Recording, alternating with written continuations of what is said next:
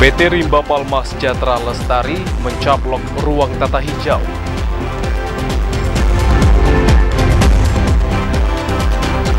PPDB SMA, SMK, dan SLB Negeri se-Provinsi Jambi dimulai 9 Juni 2023. KPU mengklaim verifikasi dokumen syarat bacalek sudah 100%.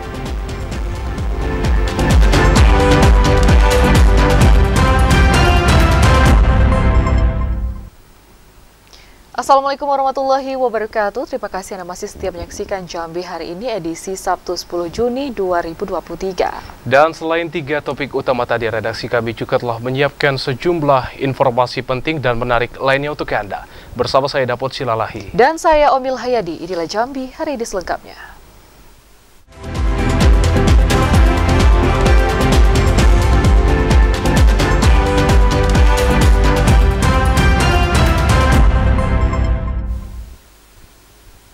Kita awali Jambi hari ini. Saudara, hingga pertengahan Juni tahun 2023 terdapat 356 titik panas yang terpantau di Provinsi Jambi. Dan Badan Penanggulangan Bencana Daerah memastikan titik panas yang muncul tersebut bukan titik api. Panas di Provinsi Jambi terus bertambah. Hingga Juni tahun 2023 ada 356 titik panas yang terpantau di sejumlah wilayah di Provinsi Jambi. Namun, Badan Penanggulangan Bencana Daerah Provinsi Jambi memastikan titik panas yang muncul tersebut bukan titik api.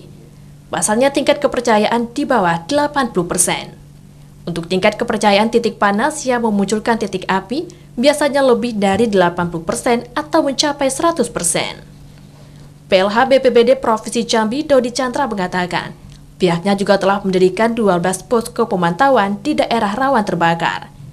Di antaranya Kabupaten Muaro Jambi, Tanjung Jabung Barat, dan Tanjung Jabung Timur. Januari sampai tanggal 6 kemarin ada 356 titik hotspot. Artinya titik hotspot masih bermunculan Bang ya? Masih, tapi dalam arti kata itu hotspot bukan titik api. Tingkat kepercayaannya gimana tuh Bang? Itu artinya belum dipastikan api ya Bang? Ya, belum. Belum ada lahan yang terbakar Bang sampai sekarang? Sampai sekarang masih aman, insya Allah. Alhamdulillah masih terkendali. Sementara itu, dari total panas yang terpantau, Kabupaten Tanjung Jabung Barat menjadi penyumbang terbanyak dengan jumlah 167 hotspot. Kemudian Kabupaten Merangin 53 hotspot. Joko, TVRI Jambi melaporkan. Sementara itu, saudara, 1 titik panas terdeteksi dalam 1 pekan terakhir di Kabupaten Tebo. Titik panas yang terdeteksi satelit itu berasal dari pembakaran batako warga. Berdasarkan pantauan BPBD Tebo melalui satelit, hanya 1 titik panas terpantau dalam 1 pekan terakhir. Menurutnya, jumlah titik panas itu dipengaruhi tingginya intensitas hujan. Sejak Januari hingga awal Mei 2023, terdapat 29 titik panas dengan luasan lahan terbakar mencapai 441 hektar.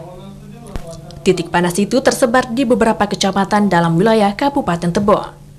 Pelaksana harian Kepala BPBD Tebo Nafri Junaidi mengatakan, meski titik panas terpantau melalui satelit, namun tidak seluruhnya titik panas itu disebabkan kebakaran hutan dan lahan. Titik panas yang terpantau juga disebabkan aktivitas warga yang membakar batako atau operasional perusahaan. Meski ada 1 titik panas yang terpantau, namun Satgas Karhutla terus berupaya melakukan pencegahan. Direncanakan, tim Satgas Karhutla akan melakukan patroli bersama pada Rabu mendatang. Nah, kan ada beberapa item itu, salah satunya ya kita patroli bersama. Nah, patroli bersama ini ada juga dilaksanakan selama 2 hari. 2 hari nanti. Nah, tapi waktunya menyesuaikan. Diperkirakan hari Rabu besok kita memulai patroli bersama. Oke. Dari PBD kita sudah letakkan di beberapa perusahaan yang kiranya rawan bencana. Saat ini BPBD Kabupaten Tebo telah menempatkan tim reaksi cepat TRC di beberapa titik daerah rawan. TRC akan bekerja sama dengan pihak perusahaan untuk melakukan pencegahan kebakaran hutan dan lahan. Intizam, TVRI Jambi melaporkan. Perkumpulan Hijau menuding PT RPSL mencaplok ruang tata hijau Kota Jambi, dan Perkumpulan Hijau menuntut agar izin perusahaan yang berkonflik dengan Nenek Hafsah itu dicabut. PT Rimba Palma Sejahtera Lestari yang berada di kawasan Payo Selincah, Kecamatan Jambi Timur, Kota Jambi, dituntut tutup oleh Perkumpulan Hijau Jambi. Perusahaan itu dianggap merugikan lingkungan hijau. Berdasarkan peta RT RW tahun 2013-2033, PT RPSL menggunakan area ruang tata hijau sekitar 5 hektar di kawasan padat penduduk. Selain itu, PT RPSL juga merusak lingkungan hutan karena kayu yang sedang dibutuhkan untuk diolah perusahaan cukup tinggi. Sedangkan dampak polusi udara dari serbuk kayu perusahaan dinilai membahayakan warga sekitar. Direktur Perkumpulan Hijau, Ferry Irawan, meminta agar pemerintah mencabut izin dan menutup PT RPSL. Artinya ini sudah salah. Ya, kenapa? Kalau yang separuhnya dari 6 hektar itu memang pada posisi tata ruangnya memang untuk PLN. Untuk penambahan perubahan perusahaan itu yang ada penambahan itu di RTH. Sementara itu belum ada keterangan resmi dari perusahaan terkait izin usaha. PT RPSL merupakan perusahaan yang berkonflik dengan SFA siswi SMP yang viral lantaran mengkritik Pemkot Jambi. Awalnya PT RPSL merupakan perusahaan penyuplai bahan baku listrik tenaga uap dan memperluas areanya dengan mengekspor kayu palet. Arya Haryono, TVRI Jambi melaporkan. Beralih ke informasi lainnya, saudara, ketinggian muka air Sungai Batanghari mulai berangsur naik dari 9 meter menjadi 10 meter. Meski tidak signifikan, namun masyarakat diimbau waspada karena potensi hujan sedang hingga lebat diprediksi terjadi di beberapa wilayah di Provinsi Jambi. BMKG Stasiun Jambi telah mengeluarkan peringatan dini dan mengimbau masyarakat untuk mewaspadai potensi terjadinya hujan sedang hingga lebat yang disertai petir dan angin kencang. Potensi hujan itu terutama di wilayah Kota Jambi, Kota Sungai Penuh, Kabupaten Sarolangun, Merangin, Kerinci, Muaro Jambi, Bungo, dan Kabupaten Tebo. Bahkan ketinggian muka air Sungai Batanghari yang sempat berada pada kategori normal yakni 9 meter, saat ini naik menjadi 10 meter. Petugas jaga pemantau ketinggian air Sungai Batanghari di Pos Duga Air Otomatis Tanggorajo, Kota Jambi, Syahrudin mengatakan kenaikan muka air itu terjadi dalam beberapa hari belakangan. Kalau ketinggian air Sungai Batanghari yang sore ini sudah mencapai 10.32. Ini baru-baru ini lah, dalam minggu ini lah. Kalau sebelumnya sampai di bawah itu kurang dari 9 meter. Kenaikan permukaan air Sungai Batanghari itu cukup lama karena pasang permukaan air laut tidak terlalu kuat. Jika air laut pasang tinggi, maka diprediksi permukaan air Batanghari akan cepat naik. Yogi Ramadhani, TVRI Jambi melaporkan. Ya, saudara, pembangunan infrastruktur pendukung siaran digital di TVRI Stasiun Jambi akan dilakukan secara bertahap. Dan pada tahun ini pembangunan dimulai dengan gedung dan juga peralatan pemancar digital di Kayu Aro, Kabupaten Kerinci. Kementerian Komunikasi dan Informatika Republik Indonesia telah melakukan penghentian siaran analog dan beralih ke siaran digital atau Analog Switch Off (ASO). Penghentian siaran analog itu berdasarkan Undang-Undang Nomor 11 Tahun 2020 tentang Cipta Kerja dan Peraturan Pemerintah Nomor 46 Tahun 2021 tentang Pos, Telekomunikasi dan Penyiaran atau Postelsiar. Untuk mengoptimalkan siaran digital, Kemenkominfo Republik Indonesia terus mengupayakan jangkauan siaran televisi digital merata di seluruh kawasan Indonesia. Upaya itu dilakukan melalui pemerataan dan penyediaan, serta pembangunan infrastruktur pendukung digitalisasi broadcasting system atau DBS di seluruh wilayah termasuk di Provinsi Jambi. Terkait hal itu, BPKP Perwakilan Jambi melakukan entry meeting dengan Kepala TVRI Stasiun Jambi Raden Sarjono. Kepala BPKP Perwakilan Jambi Sueb Cahyadi mengatakan, entry meeting itu dilakukan untuk menjalin koordinasi dengan TVRI Stasiun Jambi sebagai pengguna proyek pembangunan infrastruktur pendukung siaran digital.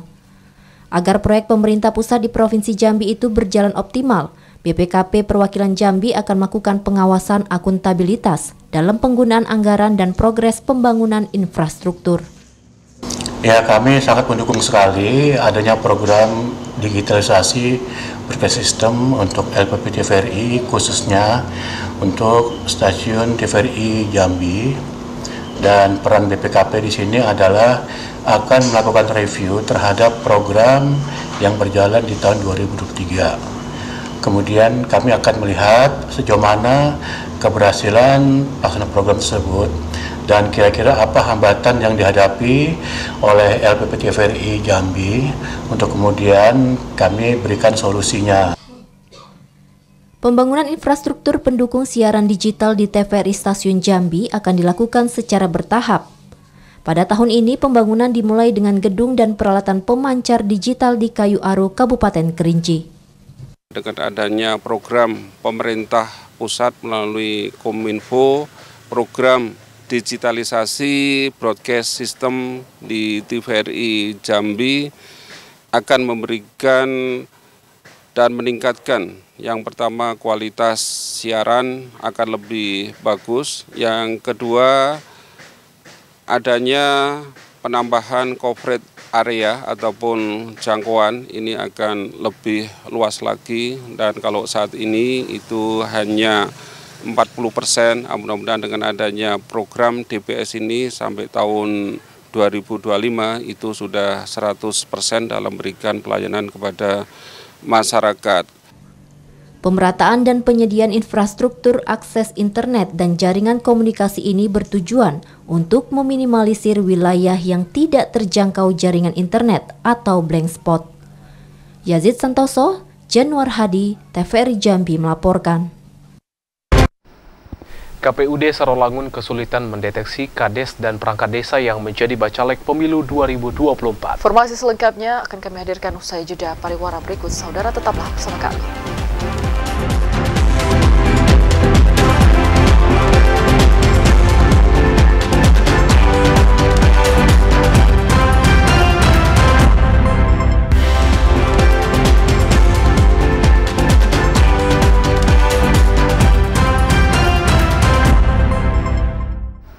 Anda masih kembali bersama kami di Jambi hari ini. Saudara, pelaksanaan PPDB untuk jenjang SMA, SMK, dan SLB Negeri se-Provinsi Jambi tahun ajaran 2023-2024 resmi dimulai pada 9 Juni 2023. Pelaksanaan penerimaan peserta didik baru untuk jenjang SMA, SMK, dan SLB Negeri se-Provinsi Jambi tahun ajaran 2023-2024 resmi dibuka pada 9 Juni 2023. Kepala Dinas Pendidikan Provinsi Jambi Syamsur Rizal menjelaskan, bergulirnya proses PPDB dilakukan dengan pembukaan jalur afirmasi yang dimulai sejak tanggal 9 Juni sampai dengan 23 Juni 2023. Sementara untuk pembukaan jalur zonasi, bidang tugas orang tua dan prestasi yang juga disediakan untuk menjaring peserta didik berkompetensi baru dibuka pada tanggal 19 Juni sampai dengan 23 Juni 2023. Syamsur Rizal juga menyampaikan, untuk tahun ajaran 2023-2024, total kuota penerimaan SMA, SMK, dan SLB Negeri se-Provinsi Jambi berjumlah 51.176 peserta didik dengan alokasi terbesar berada di Kota Jambi. Proses PPDB sepenuhnya akan dilakukan oleh masing-masing sekolah dengan penerapan aturan penerimaan yang sudah ditetapkan sebelumnya. Syamsur Rizal menekankan, untuk proses PPDB Dinas Pendidikan Provinsi Jambi hanya pada posisi melakukan pengawasan agar tahapan PPDB sesuai aturan. Guna menekan penyimpangan, masyarakat juga diajak untuk melakukan pengawasan agar berjalan transparan. Saya berharap tahun ini desakan kepala sekolah untuk penerimaan PPDB itu tadi lebih secara online ini lebih mengatasi dari itu semua. Kami selaku Dinas Pendidikan akan mengawasi, dan media juga kami juga mengawasi pelaksanaan ini di lapangan. Syamsur Rizal berharap melalui komitmen yang telah dibangun bersama seluruh para penyelenggara, pelaksanaan PPDB tahun 2023 dapat berjalan baik dan berintegritas. Randy Arta, TVRI Jambi melaporkan. Kita beralih ke sorotan lainnya. Saudara, Kota Sarolangun menjadi tujuan anak jalanan atau anjal, serta gelandangan dan juga pengemis. Oleh karena itu, pihak Dinas Sosial meminta peran serta semua pihak untuk mengatasi permasalahan ini secara humanis. Keberadaan anak jalanan dan pang maupun gelandangan serta pengemis sering ditemukan di pusat-pusat keramaian maupun di kawasan pasar dan perempatan lampu merah dalam Kabupaten Sarolangun. Kondisi ini membuat pemandangan dan wajah kota menjadi tidak nyaman. Sementara itu, Kabupaten Sarolangun yang berada di jalur perlintasan Sumatera menjadi daya tarik bagi anak jalanan dan gepeng. Mereka dengan mudah masuk ke wilayah Kabupaten Sarolangun dan berkeliaran di pusat keramaian. Kepala Dinas Sosial Pemerintah Kabupaten Sarolangun Helmi Hamid mengatakan keberadaan gepeng dan anjal ini mengganggu kenyamanan masyarakat Sarolangun. Untuk itu pihaknya akan mengambil langkah penanganan guna mengatasi persoalan sosial tersebut. Salah satunya melakukan koordinasi dengan instansi terkait termasuk camat, lurah, dan kepala desa. Mempelajari, kemudian menganalisa, mungkin membuat langkah-langkah terbaik, membangun komunikasi dengan stakeholder terkait, contoh saja Satpol PP, kemudian mungkin kepala desa atau lurah yang mempunyai wilayah di mana dia sering bergentayangan itu, kemudian membangun komunikasi dengan camat supaya nanti ada keterpaduan di dalam menangani persoalan-persoalan gepeng dan anjal ini. Meski Satuan Polisi Pamong Praja kerap kali melakukan operasi penertiban, namun tetap saja anjal dan gepeng masih berkeliaran di wilayah Kabupaten Sarolangun. Edi Kusnadi, TVRI Jambi melaporkan. Saudara Dinas Sosial Kota Jambi terus melakukan upaya penertiban bagi sejumlah penyandang masalah kesejahteraan sosial. Untuk mengetahui informasi kesejahteraan sosial, kami telah terhubung dengan reporter Cika. Cika, silakan dengan laporan Anda.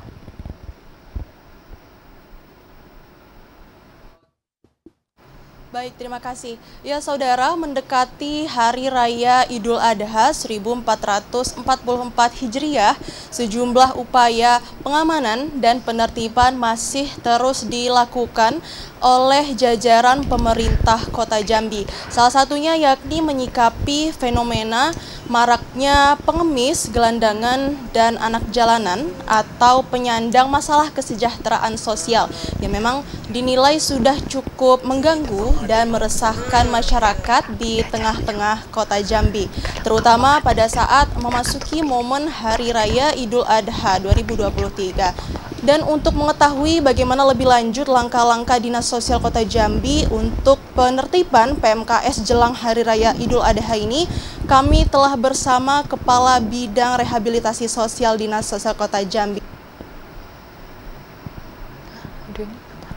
Baik, untuk upaya preventif dan represif Bapak guna mengantisipasi penertiban PMKS jelang Idul Adha ini bagaimana, Pak? Baik, Assalamualaikum warahmatullahi wabarakatuh. Kami dari Dinas Sosial Kota Jambi, bidang rehabilitasi sosial, kita telah menyiapkan dan mengupayakan senantiasa untuk standby, siap dari jam 7 sampai jam 11 malam. Dan ini ada tim-tim khusus yang kita siapkan.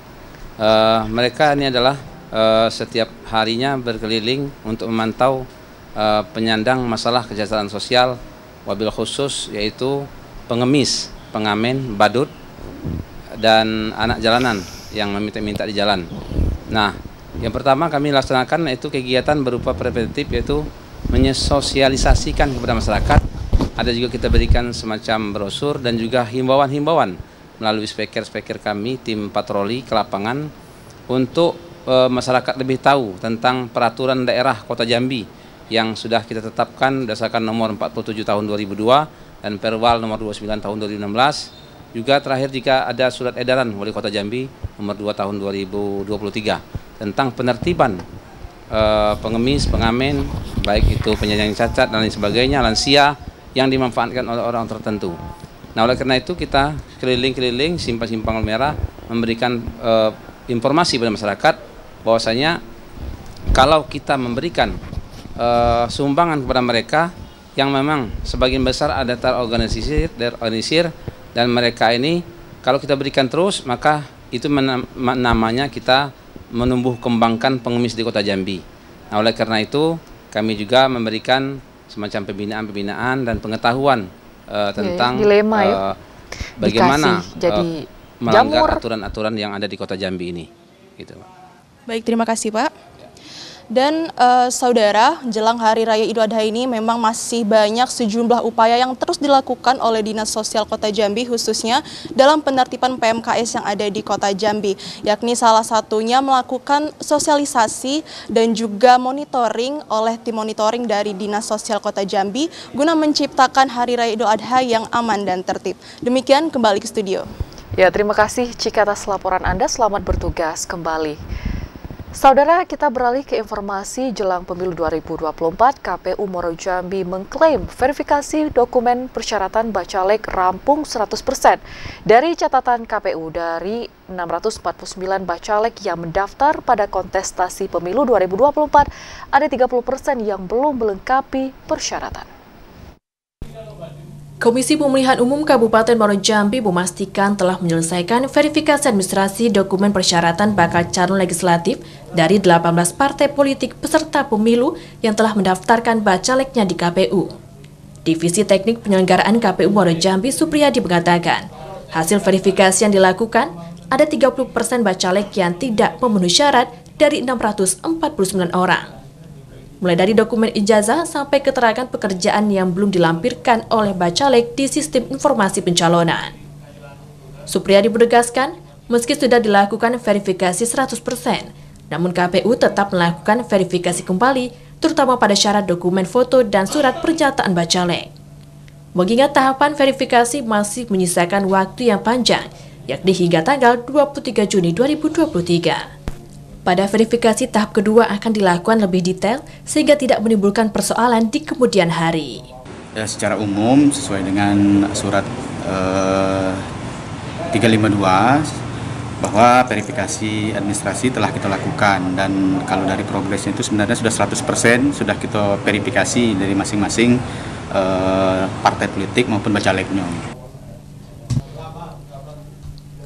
Meski verifikasi dokumen persyaratan sudah dilakukan 100%, namun KPU Muaro Jambi belum memberikan kesempatan bagi bacalek yang ingin memperbaiki berkas. Kesempatan perbaikan bagi bacalek setelah KPU mengumumkan hasil verifikasi yang akan disampaikan pada tanggal 24 dan 25 Juni 2023. Masa perbaikan dimulai tanggal 26 Juni sampai dengan 7 Juli 2023. Azam Abnan, TVRI Jambi melaporkan.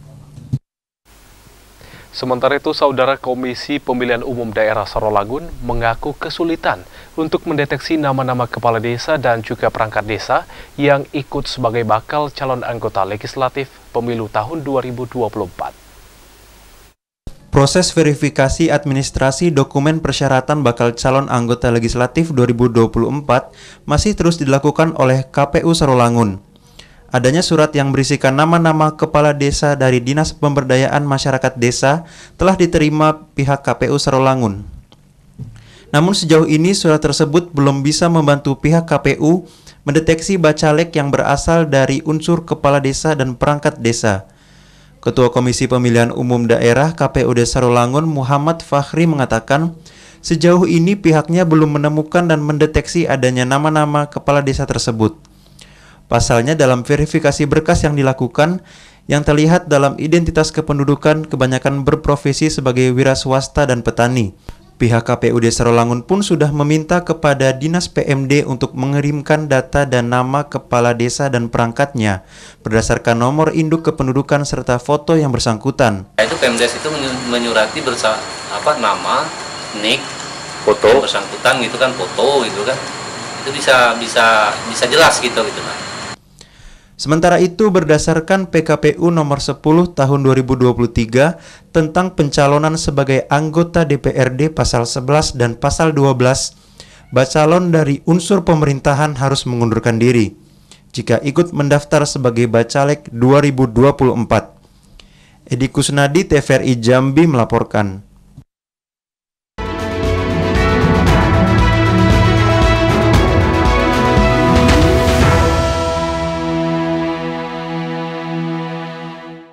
Usai jeda, kami akan kembali dengan sejumlah informasi penting dan menarik lainnya, Saudara. Di antaranya, Gubernur Jambi Al-Haris meninjau pembangunan arena STK.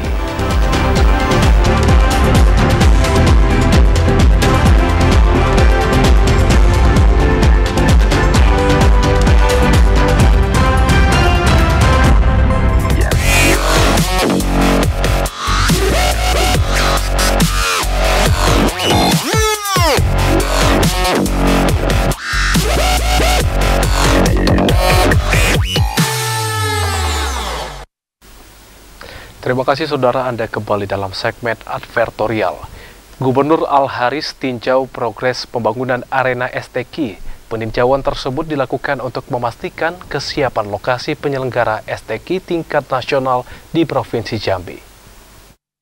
Resmi menjadi tuan rumah penyelenggaraan seleksi tilawatil Quran STQ tingkat nasional tahun 2023. Gubernur Al-Haris melakukan peninjauan pembangunan arena penyelenggaraan STQ di Provinsi Jambi.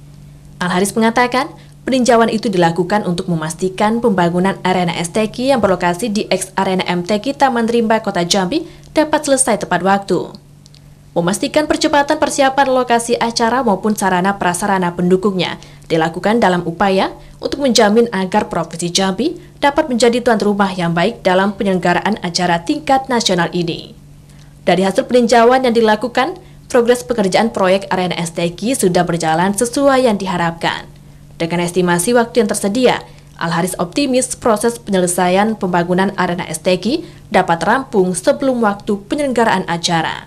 Persiapan-persiapan lain saya kira itu kan bisa berjalan, tapi kan sarana tempat pembukaan ini yang penting siap, karena banyak lokasi yang tadi disiapkan oleh pekerjanya. Dari mulai arena utama, lokasi Dewan Hakim menilai, tribun kehormatan, juga lokasi untuk paduan suara, dan juga lokasi-lokasi untuk para kafilah dan undangan lain, ya kan? Cukup banyak saya kira. Nggak perlu persiapan yang matang. Sudah kita undang EO-nya, sama kontraktornya, sama OPD terkait. Tadi juga kita rapatkan dengan mereka. Nah, insya Allah aman dan progresnya cukup baik progresnya. Al-Haris berharap melalui persiapan matang yang telah dilakukan pemerintah Provinsi Jambi dengan menggandeng seluruh stakeholder terkait, penyelenggaraan STQ dapat berjalan lancar dan sukses. Rencananya STQ akan berlangsung pada Oktober mendatang. Randy Arta, TVRI Jambi melaporkan. Saudara, diselimuti rasa haru, Wakil Bupati Bungo melepas keberangkatan 225 orang jamaah calon haji menuju asrama haji Kota Jambi. Wakil Bupati Syafruddin Dwi Aprianto didampingi Kamenak dan Asisten 1 melepas keberangkatan jamaah calon haji Kabupaten Bungo di Masjid Agung Al-Mubarak Muaro Bungo Jumat malam 9 Juni 2023. Ratusan masyarakat turut memadati halaman Masjid Agung guna mengantarkan keberangkatan jamaah calon haji, diiringi tangis haru melepas kepergian saat satu persatu jamaah menaiki bus. Wakil Bupati Bungo Syafruddin Dwi Aprianto mendoakan para jemaah calon haji diberikan kelancaran dalam menjalankan ibadah dan menjadi haji yang mabrur. Selain itu, diberikan kemudahan dan keselamatan dalam perjalanan menuju tanah suci dan kembali ke tanah air dalam keadaan sehat walafiat. Sementara itu, pemerintah Kabupaten Bungo telah menyiapkan semua kebutuhan dan fasilitas yang diperlukan bagi para jemaah calon haji, termasuk transportasi, akomodasi, konsumsi, dan pengawalan yang aman dan nyaman menuju embarkasi haji antara di Kota Jambi. Jamaah haji Kabupaten Bungo dilepas oleh Pak Bupati resmi malam ini dilaksanakan kegiatan keberangkatan. Jadi kita berangkatkan dari Bungo ke Jambi. Insya Allah besok pagi akan kita serahkan pada Gubernur Jambi untuk kemudian akan diberangkatkan ke Batam. Untuk kita berdoa juga berharap mudah-mudahan seluruh jamaah haji Kabupaten Bungo semuanya dalam kondisi sehat walafiat, dan kita juga sudah tentukan juga petugas termasuk petugas kesehatan sehingga mereka dalam perjalanan juga ada memantau. Mudah-mudahan mereka semua lancar semua perjalanannya, dan penting mereka semua kita doakan menjadi haji yang mabrur. Tadi saya berpesan kepada mereka semua agar betul-betul mematuhi arahan bimbingan dari para pembimbing termasuk para pendamping, agar ketika ada kesulitan di dalam melaksanakan kegiatan mereka langsung menanyakan konfirmasi kepada 225 jemaah calon haji Kabupaten Bungo berangkat dari Masjid Agung Al-Mubarak menggunakan 6 bus. Mereka tergabung dalam kloter 22. Total jemaah calon haji dari Kabupaten Bungo tahun 2023 ini 231, sedangkan 6 jemaah calon haji akan diberangkatkan melalui kloter Nusantara. Mukhriyandi, TVRI Jambi melaporkan. Wakil Bupati Bungo Syafruddin Dwi Aprianto melepas 147 kontingen Pekan Nasional KTNA ke-16 di Padang, Sumatera Barat. 147 peserta itu terdiri dari petani pangan, petani hortikultura, perkebunan, petani ternak, dan juga petambak ikan. Wakil Bupati Bungo Syafruddin Dwi Aprianto melepas 147 orang peserta kontingen Pekan Nasional Penas Kontak Tani Nelayan Andalan KTNA ke-16 tahun 2023. Penas KTNA tahun 2023 ini digelar di Padang, Sumatera Barat pada 10 hingga 15 Juni mendatang.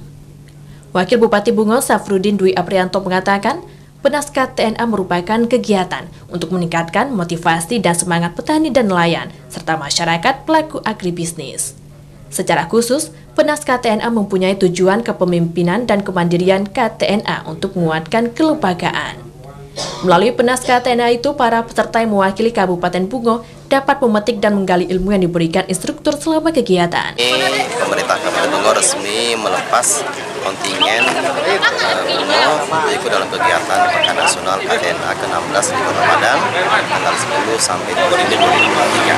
Tentu ini merupakan momentum yang baik buat para petani kita untuk bertemu dengan petani se-Indonesia untuk sharing informasi terkait juga dengan perkembangan di bidang pertanian juga yang lainnya, terutama masalah teknologi pertanian. Harapannya dengan diskusi itu nanti akan menyerap semuanya dan harapan juga bisa kita bawa. Kadis TPH Bun Bungo Muhammad Bisri mengatakan, Penas KTNA akan menjadi ajang bagi para petani, nelayan, dan peternak untuk berbagi informasi, belajar, dan menambah kemitraan di bidang pertanian dan peternakan. Kegiatan ini akan diisi berbagai seminar, kemudian juga ada sarasehan, ada juga nanti pertemuan penyuluh, dan akan diikuti oleh peserta kita. Dan alhamdulillah nanti pada penutupan tanggal 15, Bapak Bupati Bungo menerima penghargaan pembangunan pertanian dari Kementerian Pertanian yang akan diserahkan pada penutupan. 147 kontingen itu terdiri dari petani pangan, petani hortikultura, perkebunan, petani ternak, dan petambak ikan. Mukriandi, TVRI Jambi melaporkan. Saudara, Kemenak belum mendapatkan kepastian jadwal keberangkatan jemaah calon haji tambahan. Informasi selengkapnya akan kami hadirkan usai jeda, tetaplah bersama Jambi hari ini.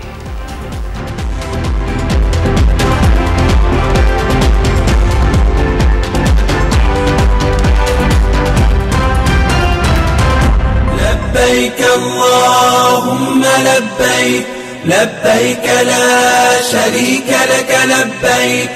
Innal hamda wan ni'mata laka wal mulk la syarika lak. Anda kembali bersama kami dalam liputan haji. Saudara, berangkat pada tanggal 22 Juni 2023 melalui embarkasi Haji Antara. Tahapan pelunasan 161 kuota tambahan Provinsi Jambi dibuka tanggal 8 sampai dengan 12 Juni 2023. Kantor Wilayah Kementerian Agama Provinsi Jambi secara resmi telah membuka tahap pelunasan biaya perjalanan ibadah haji untuk 161 kuota tambahan bagi calon jemaah haji Provinsi Jambi tahun 2023 yang diberikan pemerintah pusat. Kepala Bidang Penyelenggaraan Haji dan Umroh Kanwil Kemenak Provinsi Jambi, Wahyudi Abdul Wahab menjelaskan, pembukaan tahap pelunasan itu telah dibuka sejak tanggal 8 sampai dengan 12 Juni 2023. Selain pelunasan, para jemaah yang berhak melakukan pelunasan juga diminta untuk segera menyiapkan syarat-syarat administrasi, mulai dari paspor, melakukan perekaman biometrik hingga pengecekan kesehatan dan syarat vaksinasi COVID-19. Percepatan proses pelunasan hingga menyiapkan dokumen keberangkatan ini akan dilakukan semaksimal mungkin oleh pihak Kemenak, mengingat ketentuan waktu yang sangat singkat. Wahyudi menyebutkan proses pemberangkatan calon jemaah haji asal Provinsi Jambi yang tergabung dalam kuota tambahan akan dilakukan pada 22 Juni 2023. Sementara untuk tahap pemberangkatannya akan sama seperti pemberangkatan pada jemaah calon haji yang saat ini sedang bergulir, yakni melalui embarkasi haji antar Provinsi Jambi, kemudian diterbangkan menuju embarkasi Batam. Tentang proses pelunasan bagi jamaah untuk kuota tambahan. Jadi jumlah jamaah kita 161 dan mulai besok tanggal 8 sampai tanggal 12 mereka melakukan pelunasan.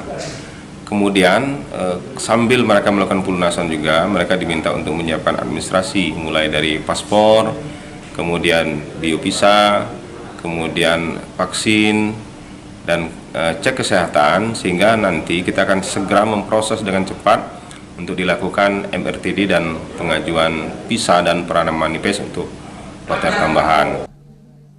Wahyudi optimis pelaksanaan pelunasan hingga penyiapan dokumen keberangkatan bagi calon jemaah haji kuota tambahan Provinsi Jambi dapat berlangsung dengan baik walaupun dilakukan dalam waktu yang sangat singkat. Randy Arta, TVRI Jambi melaporkan. Saudara, Kemenak Kabupaten Batanghari belum dapat memastikan jadwal keberangkatan jemaah calon haji tambahan asal Batanghari. Dan hingga saat ini, Kemenak masih menunggu informasi jadwal keberangkatan tersebut dari pemerintah pusat maupun Provinsi Jambi. Ada 9 orang JCH tambahan asal Kabupaten Batanghari yang akan ikut melaksanakan ibadah haji tahun 2023 ini. Persiapan JCH tambahan tersebut juga sudah dilakukan, mulai dari syarat administrasi pengecekan kesehatan dan manasik haji. Sedangkan untuk kepastian keberangkatan para JCH tambahan ini masih belum diketahui. Kasih Haji dan Umroh Kemenak Batanghari Helmi mengatakan pihaknya masih menunggu informasi keberangkatan dari pemerintah pusat maupun Provinsi Jambi. Namun dipastikan keberangkatan JCH tambahan ke Tanah Suci akan bersamaan dengan kloter dari luar daerah Provinsi Jambi. Untuk kepastian berangkat pun kita belum tahu. Cuma yang jelas kita masuk ke kloter Nusantara. Bisa saja kita bergabung dengan Kalimantan Barat, Riau atau Kepulauan Riau. Pihak Kemenak memastikan meski terjadi perbedaan waktu keberangkatan antara JCH tambahan dengan JCH utama, tapi pelaksanaan ibadah wajib dan sunnah selama di Tanah Suci tidak akan dibedakan. Adi Juniawan, TVRI Jambi melaporkan. Sementara itu, Saudara, 141 jamaah calon haji asal Kabupaten Tebo, Jumat malam 9 Juni 2023, telah diberangkatkan menuju Asrama Haji Kota Jambi. Ratusan keluarga jemaah calon haji memadati pelataran rumah Dinas Bupati Tebo pada Jumat malam 9 Juni 2023. Para keluarga ini hadir untuk mengantarkan ratusan jamaah calon haji yang tergabung dalam kloter 22 berangkat menuju asrama haji di Kota Jambi. Keberangkatan 141 jamaah calon haji ini dilepas secara langsung oleh Sekretaris Daerah dari Rumah Dinas Bupati Tebo. Sebelum keberangkatan menuju asrama haji di Kota Jambi, ratusan jamaah calon haji ini telah melakukan beberapa rangkaian kegiatan seperti doa bersama. Staf penyelenggaraan haji Kementerian Agama Kabupaten Tebo, HUT, mengatakan dari ratusan jamaah yang berangkat, ada 6 orang lansia yang menjadi perhatian khusus para pendamping, seperti menyiapkan fasilitas kursi roda dan beberapa fasilitas lain. Sementara itu, keberangkatan para jamaah haji Kabupaten Tebo terbagi pada 2 kloter. Selain kloter 22, 104 orang jamaah calon haji Kabupaten Tebo yang tergabung dalam kloter 24 akan diberangkatkan pada tanggal 12 Juni 2023. Berangkat jemaahnya jumlahnya 141 jemaah. 41 jemaah Untuk kloter 22 ya. Untuk hari malam ini. Iya. Untuk direncanakan tanggal 12 hari Senin. Melepas nanti pagi Senin dari rumah bupati ini masuk ke asrama haji antara Jambi itu sekitar jam 1 siang. Intizam, TVRI Jambi melaporkan. Saudara, jemaah diminta tetap disiplin menggunakan alat pelindung diri saat menjalankan ibadah haji. Pasalnya, suhu di Tanah Suci mencapai 35 derajat Celcius atau panas ekstrim. Hingga saat ini sudah 5 kloter jemaah haji dari Provinsi Jambi yang diberangkatkan ke Tanah Suci Mekah.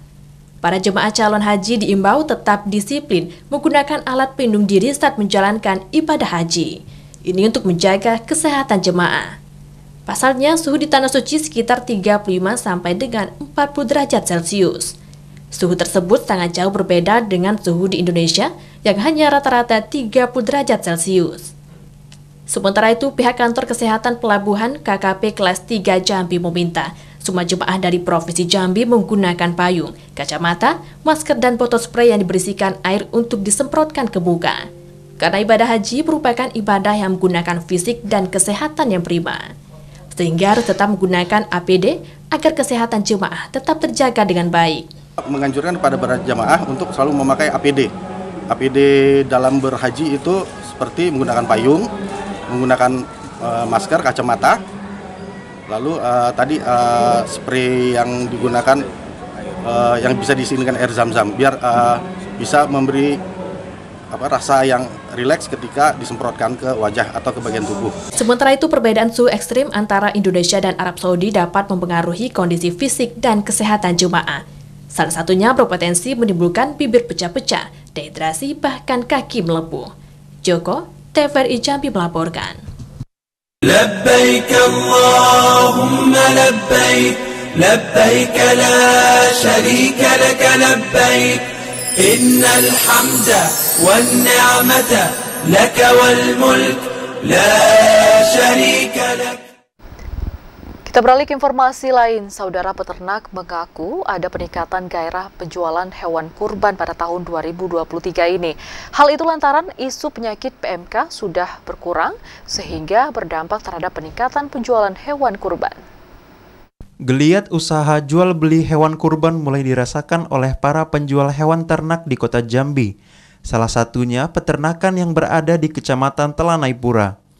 Pasca penurunan kasus penyakit kulit dan kuku atau PMK pada hewan, membuat peternak terus meningkatkan persediaan hewan ternak hingga ratusan ekor.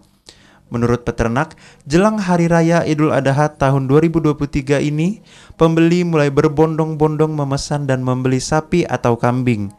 Peningkatan penjualan dirasa pembeli cukup signifikan bila dibanding tahun 2022 lalu. Kalau perkiraan kami 100 lebih. Dalam musim haji ini Pak ya. Kalau daya beli masyarakat gimana? Mulai Pak ya? Kalau daya beli masyarakat ya yang sudah tuh ramai lah. Ramai Pak ya. Sementara itu, agar tidak terjangkit penyakit PMK, para peternak selalu menjaga kebersihan kandang dan memberi vitamin kepada hewan ternak. Sedangkan untuk harga jual hewan kurban untuk kambing dimulai dari angka 2 juta rupiah ke atas, untuk sapi dimulai dari angka 17 juta rupiah. Ari Haryono, TVRI Jambi melaporkan. Jelang Idul Adha, peternak sapi di Kota Jambi intensifkan perawatan hewan ternak. Hal tersebut merupakan perawatan yang dilakukan agar hewan ternak untuk kurban aman dari penyakit. Mendekati Hari Raya Idul Adha, permintaan terhadap hewan kurban meningkat. Menyikapi peningkatan permintaan itu, para peternak mulai mengintensifkan pemeliharaan terhadap hewan kurbannya. Seperti di peternakan hewan kurban milik Indra di RT 07 Kelurahan Baik Mangurai, Kecamatan Alam Barajo, Kota Jambi. Peternak mulai memberikan vitamin secara rutin kepada hewan ternaknya. Peternak juga telah menyiapkan hewan kurban yang sudah divaksin terhindar dari penyakit mulut dan kuku PMK. Selain pakan dan vitamin, kebersihan kandang juga terus diperhatikan oleh para peternak. Peternak berusaha meyakinkan pembeli hewan kurban yang dipelihara terbebas dari seluruh penyakit. Kemudian pengamatan kesehatan, baru pakannya, pemeliharaan, obat-obatan. Ya. Kalau peternak itu tetap khawatir, karena trauma dari tahun yang lalu kan, PMK mewabah saat-saat kita mau Idul Adha. Mudah-mudahan tahun ini tidak terjadi lagi penyakit-penyakit menular seperti tahun kemarin. Karena kan seperti kita lihat, ternak-ternak yang datang ke sini sudah divaksinasi dengan vaksin PMK. Artinya yang pembeli nggak perlu khawatir lagi Pak ya dengan sapi yang ada di sini ya? Ya, insya Allah alhamdulillah calon pembeli sudah tenang lah gitu kan. Karena dia lihat ada airbag, sudah bukti bahwa ini sudah divaksin. Dan kemudian expose dari media tidak ada lagi penyakit itu gitu kan. Mendekati Hari Raya Idul Adha, pembeli hewan kurban di peternakan milik Indra semakin meningkat. Dalam satu hari, kurang lebih 4 hingga 7 ekor hewan ternak terjual. Ari Haryono, TVRI Jambi melaporkan.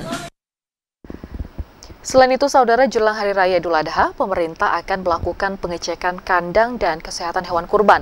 Hal tersebut untuk mengantisipasi penularan PMK pada hewan. Pemerintah Kota Jambi telah membentuk tim pengawasan hewan kurban bersama pemerintah provinsi. Mereka akan turun ke kandang-kandang untuk mengecek kesehatan hewan kurban secara langsung. Jika hewan kurban dalam kondisi sehat, pemerintah akan memberikan sertifikat sehat. Hal ini sebagai langkah antisipasi penularan penyakit mulut dan kaki PMK pada hewan. Untuk itu masyarakat tidak perlu takut dan khawatir saat membeli hewan kurban. Masyarakat dapat membeli dan mengonsumsi daging kurban yang sehat.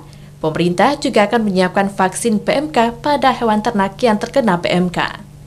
Mengecek ke para pedagang dan di kandang dan dicek kesehatannya. Apabila mereka sudah sehat, nanti akan dibuatkan sertifikat atau dikalungkan. Nah, jadi masyarakat Kota Jambi, insya Allah jangan khawatir, karena yang ada di Kota Jambi nanti kita monitor dan kita cek kesehatannya dalam rangka menghadapi Idul Kurban tahun 2023 ini.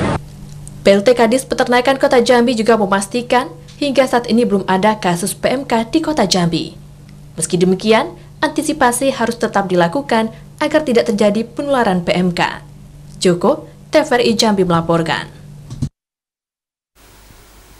Ya, saudara, satu unit rumah di kawasan Kebun Handil, Kecamatan Celutung, Kota Jambi, ludes terbakar. Diduga kebakaran disebabkan adanya arus pendek listrik dari dalam rumah. Video amatir memperlihatkan kebakaran di satu unit rumah di Jalan Jawa RT 22 Kelurahan Kebun Handil Kecamatan Jelutong Kota Jambi Jumat malam tadi. Api dengan cepat menghanguskan bangunan rumah semi permanen. Pemilik rumah Karno mengatakan mengetahui rumahnya terbakar dari laporan warga sekitar. Sementara itu berdasarkan pengakuan istrinya, api berasal dari kamar. Korban menduga kebakaran disebabkan aliran listrik di kediamannya. Jadi api yang pertama kali dari mana, Pak? Kayaknya kamar. Kamar, Pak, ya. Jadi apa yang terbakar, Pak? Tidak tahu lah, cuma belum tengok. Oh. Pokoknya di kamar lu semua tidak bisa tolong aku semua. Biasanya tempat penyimpanan apa di situ, Pak? Berkas-berkas, Pak, ya. Berkas-berkas ada gitu. Minimal sertifikat. Guna memadamkan api, 6 mobil pemadam kebakaran dikerahkan ke lokasi kejadian. Beruntung tidak ada korban jiwa dalam peristiwa ini. Kerugian material ditaksir mencapai puluhan juta rupiah. Ashar, TVRI Jambi melaporkan. Saudara, tetaplah bersama Jambi hari ini karena kami akan kembali dengan sejumlah informasi dalam segmen Lintas Andalas. Di antaranya Bupati Pasaman Barat beri penjelasan terkait lelang tanah kas desa. Informasinya sesaat lagi.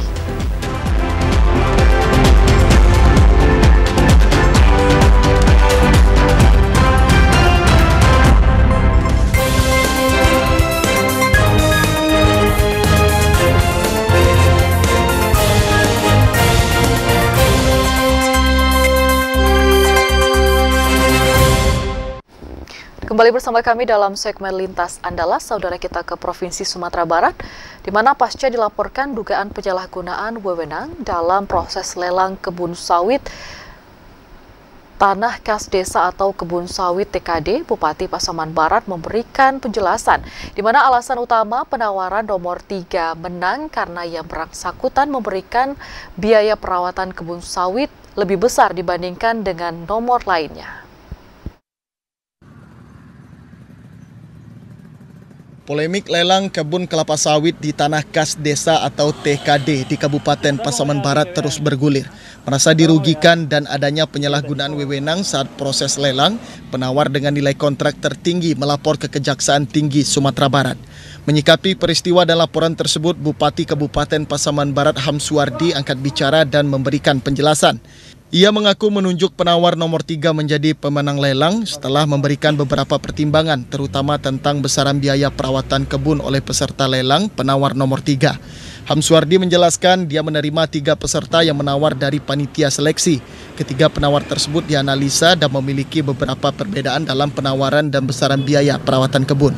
Peserta pertama menawar kontrak Rp137 juta dan biaya perawatan kebun Rp60 juta.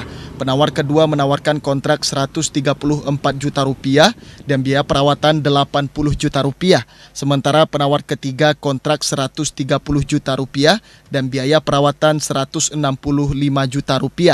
Dengan alasan kondisi kebun saat ini membutuhkan perawatan cukup besar, maka pilihan jatuh kepada penawar ketiga dengan nilai kontrak Rp130 juta dan biaya perawatan tertinggi sebesar Rp165 juta. Besar harapan ke depan selain mendapatkan kontrak yang cukup besar, kebun TKD bisa dirawat dengan baik dengan dana perawatan yang maksimal. Ini berawal pada bulan Desember yang lalu, kalau saya tidak salah tanggal 5. Saya diajukan oleh tim seleksi, tim lelang untuk 3 pemenang. Di saat itu diajukan kepada saya dan dimintakan untuk ditetapkan salah satu pemenang. Dari yang 3 itu saya lihat, saya lupa nama CP-nya hari ini, tapi saya mudah saja. Yang nomor 1 menawar kontrak 137 juta, biaya perawatan 60 juta per bulan. Yang nomor 2 dia tawar kontrak 134, biaya perawatan 80, dan di bawah HPS, yang 60 itu di bawah HPS. Yang nomor 3 dia tawar 130, biaya perawatan 165 juta. Dengan demikian saya pertimbangkan siapa yang harus saya menangkan.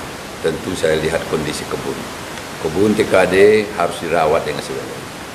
Maka saya pilih yang biaya perawatannya tinggi, yaitu 165 juta per bulan. Kalau saya hitung kerugian dibanding dengan yang nomor 1 dan nomor 3 hanya 7 juta. Dikali-kali 12 bulan, dikalikan 12 bulan itu hanya 8 bulan. Kita menang dengan perawatan ini ada 1 miliar 1 tahun perbedaannya. Kalau kita kemenangan yang nomor 1 hanya 60 juta per bulan, kali 12 bulan, misalnya 1 tahun perawatan, itu hanya 720. Kalau yang 165 per bulan, itu hampir 2 miliar. Jadi itu perbedaannya saya ambil. Berdasarkan informasi di lapangan, laporan dugaan penyalahgunaan wewenang dan kejanggalan lelang kebun TKD tersebut sudah dalam tahapan penyelidikan tim Kejaksaan Tinggi Sumatera Barat. Bahkan beberapa pihak terkait sudah dipanggil dalam proses penyelidikan. Dari Kabupaten Pasaman Barat, Andika Adisaputra, TVRI Sumatera Barat.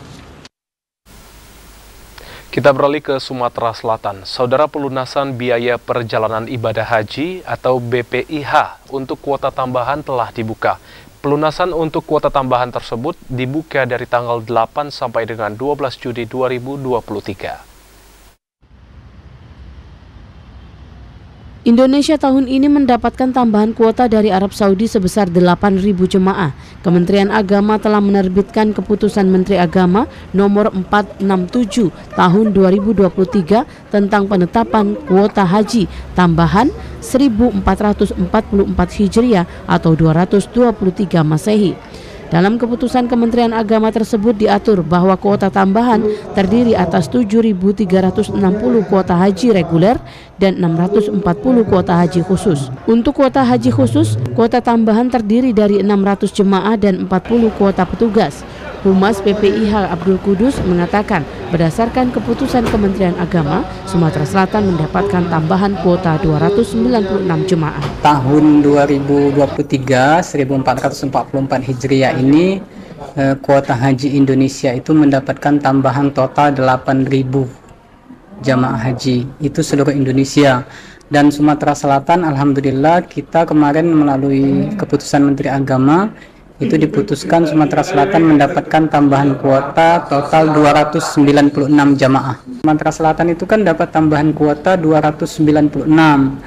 Tapi waktu pelunasan terakhir 19 Mei yang lalu itu kan 2.000 jemaah cadangan yang berhak melakukan pelunasan itu kita ada kelebihan dari kuota kita 7.012 itu ada 240 jemaah. Artinya kalau 296 kita sebenarnya butuh 56 orang lagi saja gitu yang melakukan pelunasan. Maka kuota 296 itu akan terpenuhi. Kuota haji reguler tambahan diperuntukkan bagi jemaah haji reguler yang saat pelunasan tahap sebelumnya mengalami kegagalan sistem, jemaah haji cadangan yang telah melakukan pelunasan dan jemaah haji reguler dengan nomor urut porsi berikutnya setelah jemaah haji cadangan. Nadila Zakira, TVRI Sumsel melaporkan.